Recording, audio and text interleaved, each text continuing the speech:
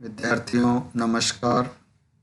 जैसा कि आपको विदित है, हम भर्तृहरि द्वारा रचित नीति शतकम नामक रचना का अध्ययन कर रहे थे और इसमें हमने 16 श्लोकों का अध्ययन पिछली क्लास तक कर लिया था और मैं आज की नया श्लोक प्रारंभ करने से पहले जो अंतिम श्लोक हमने पढ़ा था उसको थोड़ा सा रिपीट करना चाहूँगा कि केयूरा न विभूषयन्ति पुरुषम हारा न चंद्रोज्ज्वला न स्नानम न विलेपनम न कुसुमम न अलंकृता मूर्धजा वाण्येका समलंकरोति पुरुषम या संस्कृता धार्यते क्षीयन्ते अखिल भूषणानि सततम वाग्भूषणम भूषणम।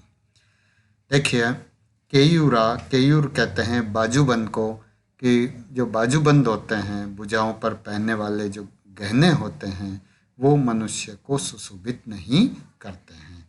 न चंद्रमा के समान उज्ज्वल हार मनुष्य की शोभा बढ़ाते हैं, न स्नान से मनुष्य की शोभा बढ़ती है और न विभिन्न पदार्थों के लेप से मनुष्य की शोभा बढ़ती है। न फूलों से और न ही सजे संवरे बालों से मनुष्य की शोभा बढ़ती है। ये सारे पदार्थ मनुष्य को अलंकृत करने वाले नहीं हैं। तो अब प्रश्न उठता है कि किससे मनुष्य की शोभा बढ़ती है। उसका जवाब कवि दे रहा है कि एका वाणी एवं पुरुषम समलंकरोति, कि एकमात्र वाणी ही, कैसी वाणी, या संस्कृता धार्यते, जो परिष्कृत रूप में धारण की जाती है, एकमात्र ये वाणी ही मनुष्य की शोभा बढ़ाती है। क्यों बढ़ाती है, कैसे बढ़ाती है? कि अखिल भूषणानि क्षीयन्ते, बाकी सभी प्रकार के आभूषण तो समय के साथ नष्ट हो जाते हैं, किंतु वाग्भूषणम सततम भूषणम अस्ति, किंतु वाणी रूपी जो आभूषण होता है, यह आभूषण बना ही रहता है जीवन पर्यंत, और मरने के बाद भी व्यक्ति को उसकी मधुर वाणी के लिए जो है स्मरण किया जाता है। इसमें जो है शार्दूल विक्रीडित छंद है। और अब नेक्स्ट श्लोक देखिए। विद्यानाम नरस्य रूपम अधिकम प्रच्छन्नम गुप्तम धनम, विद्या भोग करी यशः सुख करी, विद्या गुरुनाम गुरु, विद्या बंधु जनो विदेश गमने, विद्या परम देवतम, विद्या राजसु पूज्यते न ही धनम विद्या विहीन पशु। देखिए, इसमें विद्या का महत्व बताया गया है, विद्या के गुणों की प्रशंसा की गई है। कवि का मानना है कि विद्या नरस्य अधिकम रूपम, विद्या जो है, वेद शास्त्र आदि का जो ज्ञान है, यही विद्या है। और ये ज्ञान क्या करता है? नरस्य अधिकम रूपम, मनुष्य का महान स्वरूप, मतलब मनुष्य का अधिक स्वरूप है, उसका अलंकरण है। विद्येव प्रच्छन्नम गुप्तम धनम, और विद्या ही छिपा हुआ गुप्त धन है। विद्या भोगकारी यशः सुखकारी, विद्या ही भोग देने वाली है, यश देने वाली है, सुख देने वाली है। और विद्या गुरुनाम गुरु, और विद्या ही गुरुओं की भी गुरु होती है। विद्या विदेश गमने बंधु जन है, और विद्या ही विदेश जाने पर बंधु का कार्य करती है। विद्या परम देवतम, और विद्या ही परम देवता है। विद्या राजसु पूज्यते, विद्या राज दरबार में पूजी जाती है। न ही धनम विद्या विहीन पशु अस्ति, विद्या राज दरबार में पूजी जाती है, न कि धन, और विद्या से विहीन मनुष्य पशु समान होता है। एक बार और देखिए कि विद्या नरस्य अधिकम रूपम, विद्या जो है मनुष्य का अधिक रूप है। अधिक रूप से मतलब है कि उसके रूप में 4 चांद लगाने वाली होती है। विद्येव प्रच्छन्नम गुप्तम धनम, और विद्या ही छिपा हुआ गुप्त धन है। विद्या भोगकारी यशः सुखकारी, विद्या भोग विलास देने वाली होती है। विद्या यश देने वाली होती है और सुख देने वाली होती है। विद्या गुरुनाम गुरु, विद्या गुरुओं की भी गुरु होती है। विद्या विदेश गमने बंधु जन, विद्या विदेश जाने पर बंधु के समान कार्य करती है, बंधु का फर्ज निभाती है। विद्या परम देवता, विद्या ही परम देवता तुल्य होता है। विद्या राज सुपूज्यते न ही धनम, विद्या ही राज दरबार में पूजी जाती है, न कि धन। विद्या विहीन पशु, विद्या से विहीन पशु होता है। विद्या विहीन मनुष्य जो है पशु तुल्य होता है।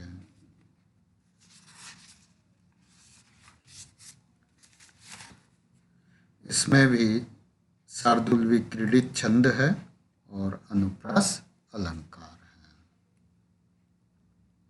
अगला श्लोक है, शांति ही चेत कवचेन किम, किम अरिभि क्रोधो अस्ति चेत देहि नाम, ज्ञाति चेत अनलेन किम, यदि सुहृदः दिव्यौषधि किम फलम, किम सर्पै यदि दुर्जनः, किमु धनै विद्या नवद्या यदि व्रीडा चेत किमु भूषणै, सुकविता यद्यस्ति राज्येन किम।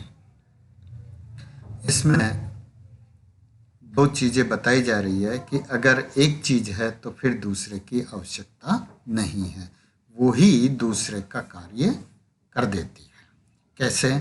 देखिए कि देही नाम शांति अस्ति चेत, देहधारियों के यानी मनुष्यों में अगर क्षमा का गुण है, शांति यानी क्षमा, क्षमा का गुण है, चेत तरही कवचेन किम, तो फिर कवच से क्या फायदा। अगर मनुष्य में शांति का गुण है तो फिर कवच से क्या प्रयोजन। क्रोध अस्ति चेत, और यदि मनुष्य में क्रोध का अवगुण है, तरही तो अरिभि किम, तो दुश्मनों से क्या। वो क्रोध ही उस व्यक्ति के लिए सबसे बड़ा दुश्मन होगा। ज्ञाति अस्ति चेत, यदि संबंधी है तो अनलेन किम, तो अग्नि से क्या प्रयोजन। वो जो ज्ञाति यानी जो परिजन होते हैं, जो बंधुजन होते हैं, वे ही अग्नि का यानी जलाने का कार्य कर देते हैं। सुहृदः अस्ति, अगर सच्चा मित्र है, तरही दिव्य औषधि किम फलम, तो दिव्य औषधियों का क्या फल। अगर सच्चा मित्र है तो जो कार्य औषधियाँ करती है पीड़ा हारने का, वो कार्य मित्र ही कर लेता है। इसलिए अगर सच्चा मित्र है तो औषधियों की आवश्यकता नहीं है। दुर्जनाः सन्ति यदि, यदि दुर्जन है तो सर्पै किम, तो फिर सर्पों की आवश्यकता नहीं है। जो कार्य सर्प करते हैं डसने का, नुकसान पहुंचाने का, वो कार्य दुर्जन करते रहते हैं। अनवद्या विद्या अस्ति, यदि धनै किम, यदि विद्या है तो फिर धन से क्या। यदि निर्दोष विद्या है तो धनै किम, तो धन इकट्ठा करने से क्या प्रयोजन। जहाँ भी व्यक्ति जाएगा वहीं वो धन की वर्षा कर लेगा अगर उसके पास निर्दोष विद्या है। व्रीडा अस्ति चेत तरहि भूषणै किम, यदि इंसान में, मनुष्य में व्रीडा है, व्रीडा लज्जा है, शर्म है, तो फिर आभूषणों की क्या आवश्यकता है। वो लज्जा ही उसके लिए सबसे बड़ा आभूषण होता है। सुकविता अस्ति यदि, यदि सुकविता है किसी के पास, तो राज्येन किम, तो राज्य से क्या प्रयोजन। देखिए एक बार और देखिए, मनुष्यों के पास, प्राणियों के पास यदि क्षमा है तो फिर कवच से क्या प्रयोजन। वो क्षमा ही उसके लिए सबसे बड़ा कवच है। क्रोधः अस्ति चेत, यदि क्रोध है तो फिर दुश्मनों से क्या प्रयोजन। ज्ञाति अस्ति चेत, यदि भाई बंधु है तो फिर अनलेन किम, तो अग्नि से क्या प्रयोजन। जो कार्य अग्नि करती है वो कार्य भाई बंधु ही कर देंगे। सुहृद अस्ति, यदि मित्र है, सच्चे मित्र है, तो फिर दिव्य औषधियों से क्या प्रयोजन। दुर्जनाः सन्ति, यदि दुर्जन है, दुष्ट पास में है, तो सर्पै किम, तो सर्पों से क्या। जो कार्य सर्प करते हैं, डसने का, नुकसान पहुंचाने का, वो कार्य दुर्जन ही कर देंगे। अनवद्या विद्या अस्ति, यदि निर्दोष विद्या है, तो फिर धनै किम, तो धन से क्या प्रयोजन। क्योंकि व्यक्ति जहां भी जाएगा वहां अपनी विद्या के मान से धनार्जन कर लेगा। व्रीड़ा अस्ति चेत, यदि व्रीड़ा है, तरहि तो भूषणै किम, तो आभूषणों से क्या, वो लज्जा ही उसके लिए सबसे बड़ा आभूषण होगा।